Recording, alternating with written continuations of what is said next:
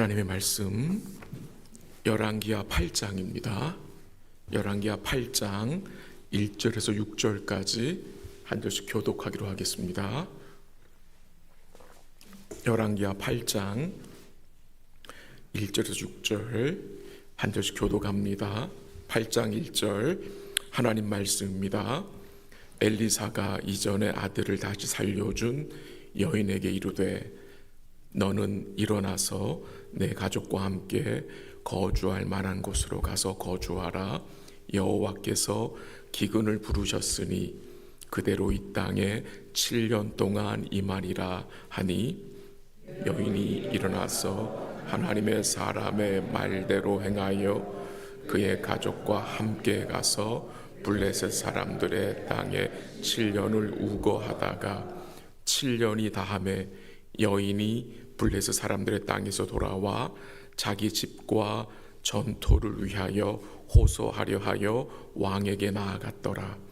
그때 왕이 하나님의 사원 게하시와 서로 말하며 이르되 너는 엘리사가 행한 모든 큰 일을 내게 설명하라 하니 게하시가 곧 엘리사가 죽은 자를 다시 살린 일을 왕에게 이야기할 때에 그 다시 살린 아이의 어머니가 자기 집과 전토를 위하여 왕에게 호소하는지라. 게하시가 이르되 내 주 왕이여 이는 그 여인이요 저는 그의 아들이니 곧 엘리사가 다시 살린 자니이다 하니라. 왕이 그 여인에게 물음에 여인이 설명한지라. 왕이 그를 위하여 한 관리를 임명하여 이르되 이 여인에게 속한 모든 것과 이 땅에서 떠날 때부터 이제까지 그의 밭의 소출을 다 돌려주라 하였더라. 아멘. 오늘 본문에 한 여인이 소개됩니다. 이 여인은 열왕기하 4장에 나오는 여인입니다. 이 여인은 수넴 지역에 살고 있던 여인인데 이 여인이 여러 바쁜 사역으로 지쳐있던 엘리사를 위하여서 좋은 음식을 만들어서 대접하였고 또 자기 집에 작은 방을 만들어서 엘리사로 쉴 수 있도록 세심한 배려를 해준 귀한 여인이었습니다. 하나님의 사람 엘리사가 고마운 마음으로 이 여인에게 소원을 물었는데 이 여인은 아무것도 필요하지 않다고 말했습니다. 그러나 엘리사의 종 게하시를 통해서 이 여인에 대한 말을 듣게 됩니다. 이 여인은 오랫동안 아이를 갖지 못하였고 남편은 늙었다는 말을 듣게 됩니다. 그러자 엘리사가 어떻게 합니까? 이 여인을 불러서 말을 합니다. 내년 이맘때에 내가 아들을 낳을 것이라고 말하였습니다. 하나님의 말씀대로 이 여인이 아들을 낳았는데 이 아이가 잘 자라다가 어느 날 갑자기 죽었습니다. 하루는 이 아들이 내 머리야 내 머리야 하다가 엄마의 무릎에 앉았다가 죽었습니다. 그 슬픔이 얼마나 컸겠습니까? 슬픔에 잠긴 이 여인은 엘리사에게로 달려갔고 엘리사는 이 여인의 집으로 가서 그 죽은 아이를 위해 기도하였고 하나님이 은혜 베푸셔서 그 죽은 아이의 호흡이 다시 돌아와서 살아난 그 은혜의 기적을 경험한 여인입니다. 네, 그 여인이 오늘 본문에 다시 등장을 합니다. 그래서 오늘 본문 1절 말씀이 이렇게 시작이 돼요. 엘리사가 이전에 아들을 다시 살려준 여인으로 시작이 됩니다. 네, 이 여인에게 또다시 위기가 몰려옴을 보게 됩니다. 어떤 위기입니까? 기근이라는 위기입니다. 근데 그 기근에 대하여서 하나님이 엘리사를 통하여서 이 믿음의 여인에게 알려주시고 예비할 수 있도록 도와주십니다. 이미 말씀드렸지만 이 기근, 이스라엘에게 임한 이 기근은 하나님의 언약적 저주라고 말씀드렸습니다. 하나님의 언약적 징계라고 말씀드렸습니다.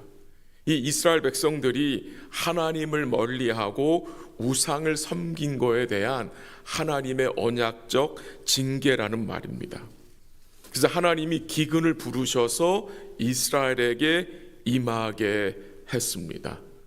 근데 그 와중에 하나님은 이 믿음의 여인에게 은혜를 베푸셔서 이 여인으로 살 길을 허락해 주신 것입니다.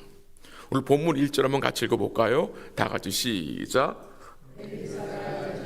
아들을 다시 살려준 여인에게 이르되 너는 일어나서 가족과 함께 거주할 만한 곳으로 가서 거주하라. 여호와께서 기근을 부르셨으니 그대로 이 땅에 7년 동안 임하니라 하니. 7년간 기근이 임할 것을 말씀합니다. 엘리야 시대 때는 3년 반이었어요. 엘리사 시대에는 2배입니다. 그래서 엘리사가 이 여인에게 어떻게 합니까? 다른 곳으로 이주하라. 살고 있던 집과 그 땅을 떠나는 일은 결코 쉬운 일이 아닙니다. 이 여인, 이 수넴 여인은 그 살고 있던 집과 그 땅을 떠나는 것, 또 이방 땅으로 가야 되는 것, 보통 일이 아니었을 것입니다. 우리가 여기서 살다가 다른 옆 동네로 이사 가는 것도 이 보통 일이 아니잖아요. 짐을 싸서 또 옮기고 풀고 세러다운하고 참 보통 일이 아닌데 그 당시에 이주하는 것은 얼마나 힘든 일이었겠습니까? 근데 오늘 말씀에 보면은 이 여인이 어떻게 합니까? 그 하나님의 사람 엘리사의 말에 순종을 합니다. 2절 한번 읽어볼까요? 2절 시작.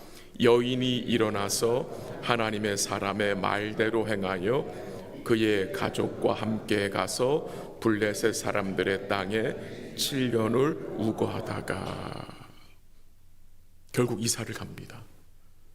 블레셋 지역에 가서 7년을 살게 됩니다. 지금 이 당시가 이스라엘 백성들이 어떤 상황이었습니까? 그 당시 북이스라엘은 영적으로 어두운 시대였습니다. 온 나라가 여로보암의 길로 행하였습니다. 온 나라가 바알을 섬기며 살던 시대였습니다. 대세가 우상을 섬기며 하나님과 그의 말씀을 떠난 시대였습니다. 근데 그런 시대에 이 믿음의 여인이 소개되는 것입니다. 온 나라가 여호와를 기다리고 있지 않을 때에 이 여인은 어떻게 합니까? 하나님의 말씀을 따라서 순종합니다. 주께서 은혜 베푸실 것을 믿고 순종합니다. 이 여인의 순종은 값비싼 순종이었을 것입니다. 다 놓고 갔을 거예요. 챙겨갈 수 있는 상황이 아닐 것입니다. 그래서 이 여인의 믿음은 그 불신의 어두운 시대에 등불과 같이 드러납니다. 7년의 시간이 지났습니다. 이제 이 여인이 다시 자기 땅으로 돌아왔습니다. 3절 가볼게요. 3절 다 같이 시작.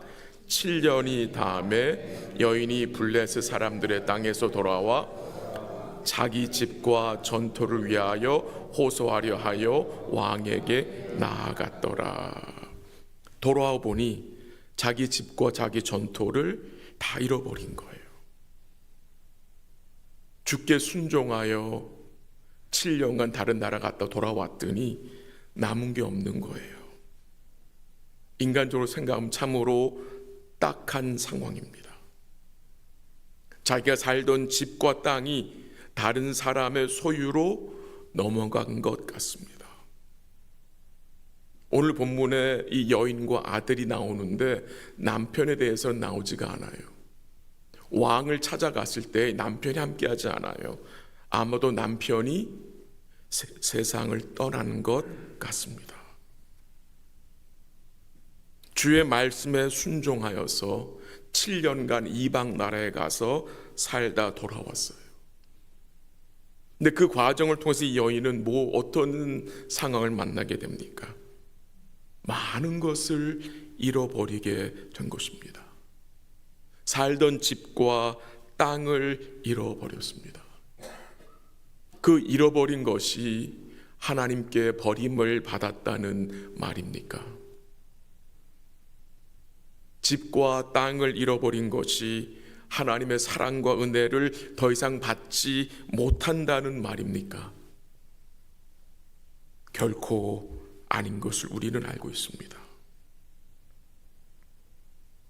우리도 주님을 따라가다 보면 이 여인과 같이 때로는 잃어버리는 현실을 만날 때가 있습니다. 그 잃어버리는 현실이 우리가 하나님께 버림을 받았다는 말입니까? 더 이상 하나님의 은혜와 긍휼이 우리에게 임하지 않는다는 말입니까? 결코 아니죠. 근데 우린 부족해서 그렇게 생각할 때가 많다는 것입니다.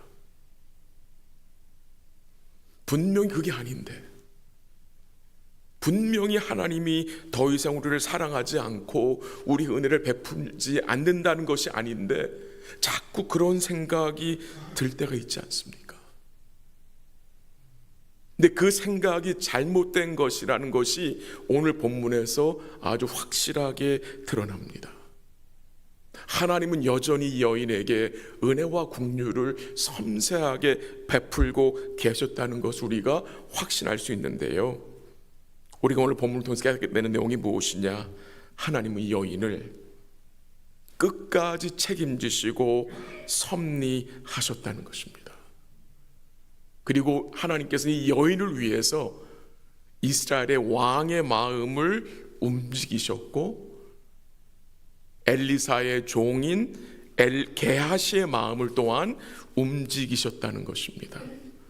오늘 본문에 증거되는데 정말 기가 막힌 타이밍으로 하나님이 역사하셨음을 보게 됩니다. 하나님이 어떻게 이 여인의 삶에 개입하여서 일하시고 계심이 너무나 분명하게 드러납니다.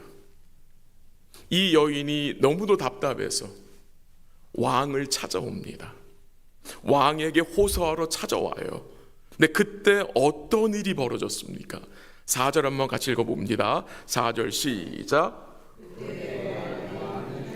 사람의 게하시와 서로 말하며 이르되 너는 엘리사가 행한 모든 큰 일을 내게 설명하라 하니.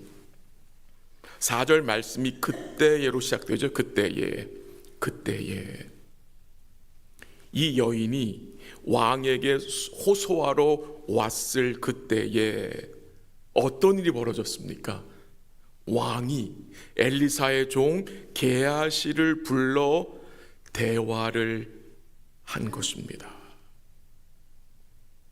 하필 그때에 부른 거예요.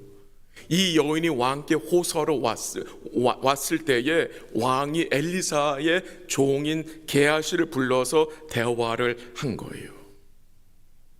그리고 그 왕이 엘리사의 종인 게하시에게 명합니다. 너는 엘리사에 행한 모든 큰 일을 내게 설명하라.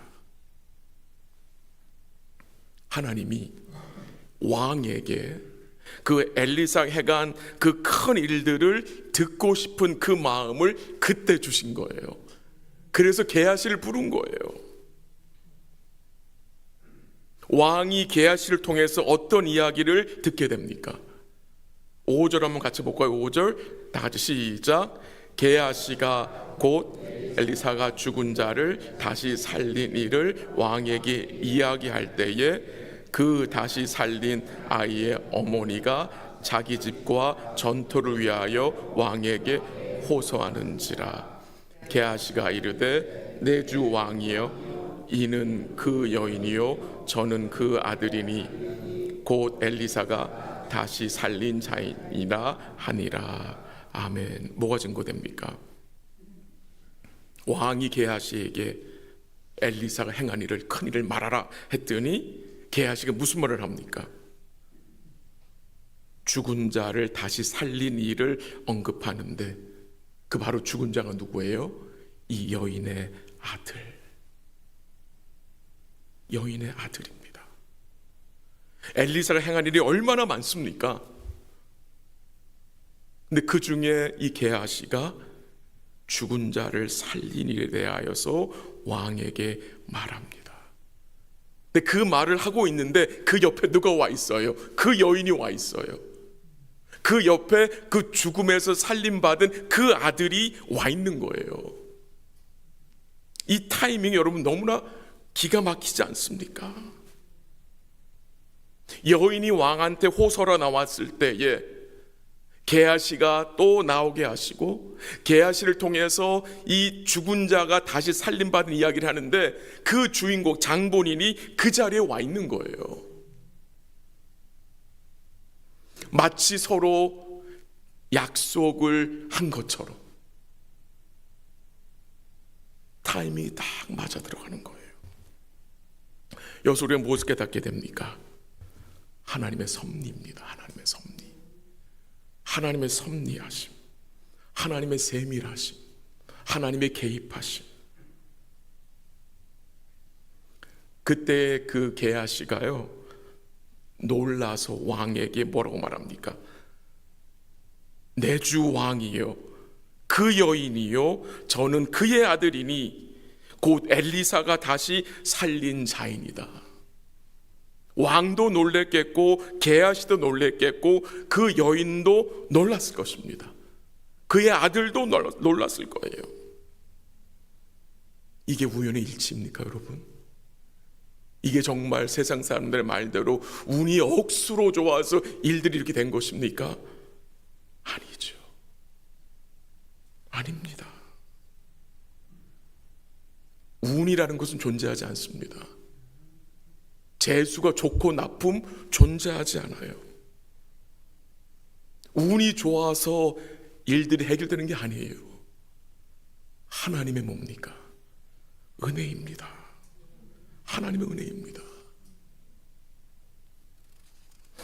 놀라운 하나님의 섭리입니다. 왜 이렇게 하셨을까요? 하나님이 이 여인을 위로하시기 위해서, 이 여인에게 은혜를 베푸시기 위해서, 또한 동시에 이 여인과 그 죽음에서 다시 살림을 받은 그 아들을 왕 앞에 세우는 이유는 이 왕으로 깨닫게 하기 위해서, 정신 차리지 못한 이 왕을 하나님이 깨우시기 위해서 이 일을 허락하는 것 같습니다. 지금 이 말씀을 누가 듣게 되죠? 이 열왕기 상하의 말씀을 약속의 땅에서 쫓겨난 포로 생활 중인 유다 백성들에게 주는 말씀이라고 그랬잖아요. 그 포로 생활 중에 있는 유다 백성들이 이 수넴 여인의 말씀을 읽고 들으면서 무슨 생각을 했을까요? 이 여인이 7년 동안 이방 땅에 갔다가 다시 오게 되고 회복되고 집과 땅을 다시 받게 되는 그 내용을 통해서 이 포로 생활 중에 있는 유다 백성들이 무엇을 생각할 수 있겠습니까? 하나님이 이 여인을 회복하신 것 같이 우리도 회복할 것이다. 그 유다 백성들은 기억했을 것입니다. 비록 우리가 포로 생활 중에 있지만 하나님의 신실하심과 선하심과 그 돌보심의 은혜로 우리는 다시 회복될 것을 그들은 생각했을 것입니다. 말씀을 정리합니다. 우리 하나님 어떤 분이십니까? 그의 백성들을 돌보시는 분입니다. 그의 백성들을 돌보시는 분입니다. 여러분과 제가 어떤 상황에 처한다 할지라도 우리는 하나님의 온전하신 섭리 가운데 있는 자들입니다. 그것을 믿음으로 인정할 때 우리가 뭐 할 수 있습니까? 감사할 수 있습니다. 오늘 본문을 통해서 우리가 뭘 깨닫게 됩니까?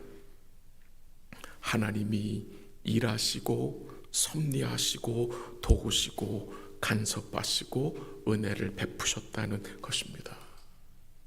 근데 그 현실이 이 여인의 삶에서 잘 보이지 않았을 것입니다. 7년 동안 이방 땅에 가서 거하는 그 삶이 쉽지 않았을 것입니다. 하나님의 일하심이 보이지 않았을 것입니다. 하나님이 일하신다면 왜 7년 동안 있게 해야 돼? 한 7개월만 돌아오면 안 되는 것인가? 라는 생각. 돌아왔을 때 땅과 그 집을 잃어버린 그 상황에서 하나님 일하시는 게 맞아? 이런 생각이 들지 않았겠습니까? 근데 하나님 뭐 하시고 계셨어요? 일하시고 계셨어요. 그의 백성들이 은혜를 베푸시고 계셨다는 증거 아니겠습니까? 우리 주님은 그의 백성을 끝까지 하나하나 책임지시고 인도해 가시는 분입니다. 그의 피로 사신 교회를요, 끝까지 붙들어 주신다는 것입니다. 다윗의 고백이 기억이 나요. 여호와의 선하심과 인자하심이 나의 평생에 함께할 것이다. 이것을 인정하는 우리 복된 우리 성도님 되시기를 기도하고요. 여러분과 저는 정말 복받은 자들입니다. 왜 그렇습니까? 주님의 보살핌 안에 사는 자들이기 때문에. 우리 역시 주님을 쫓아가면서 믿음 생활을 하다 보면요, 이 땅의 것을 잃어버리는 현실을 만날 수 있습니다. 그때 무슨 생각을 하셔야 합니까? 하나님이 우리에게 허락하신 그 잃어버릴 수 없는 영원한 생명과 기업을 생각하시고 마음에 감사하시기 바랍니다. 이 여인은 돌아와서 땅과 집을 돌려받았지만 여러분과 저는 예수님 안에서 무엇을 받은 자들입니까?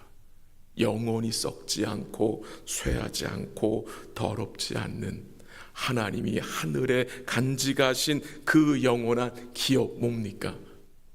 천국 아닙니까? 영원한 생명 아닙니까?